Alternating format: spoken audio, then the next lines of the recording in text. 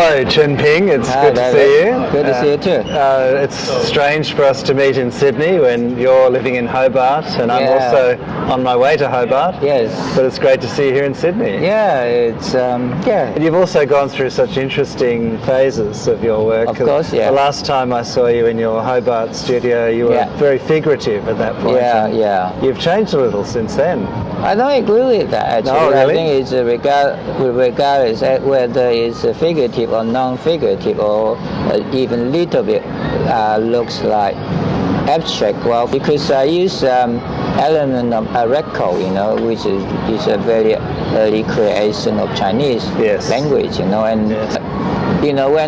when in my recent work when I blend them together, sort of. And they build and they form new patterns and the new uncertain direction. Okay, so we just get into the profound. But they're based on actually Greek sculptures, but it's not be limited to Greek sculpture. I mean, this format and this direction can lead to Indian sculpture, Chinese Buddhist sculpture, and all the others. So can I ask you, do you think if you were living in China, would you be producing the same art, or do you think that your journey has been a migrant's journey from being inspired as well by living in a multicultural society of Australia? Has that influenced your work? I think the influence is apart from you're looking, you have more opportunity to look at other people's art, typically if we say Australian original art and so on, of course they bring in more opportunity to know other kind of other art, they have different perspective, but I think overall it's more kind of it's opportunity of to increase your tolerance, and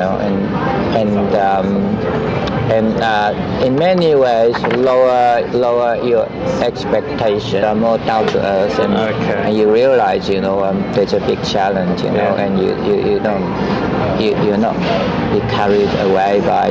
So the figurative painting, parallel to the record paintings, obviously you would see that record paintings are more abstract, and this is a typical figurative are more recognizable. Yes. But because they are based on the figures of Greek sculptures. Sure. As I mentioned, that you include other sculptures such as Indian, Chinese, Buddhist, and so on. The reason for this is it's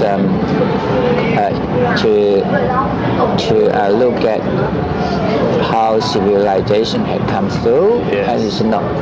And as you can see, all the destruction and defacement of all these sculptures, these ancient sculptures, you realize, it's the fate of all these sculptures is exactly the same as, the fate of civilization and human history.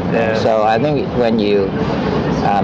when I'm doing these paintings, and there's a lot more than just personal emotion. There's a cultural reflection and realization at the same time. So what really I want to include this conversation is that, two ways of painting. One is more abstract. One is quite figured. If you study into civilization and all this and human history and humanity and so on, you found in fact they're not really different, Exactly. So they're all about exploring civilizational origins. And it shows how art is so flexible, you know. Even you're dealing with the same thing, but again, you know, you can become a total different outlet. You know? So I think we can finish here. If you, fascinating. And then we talk next time. Let's talk next time some more. Thank you so much. That's great.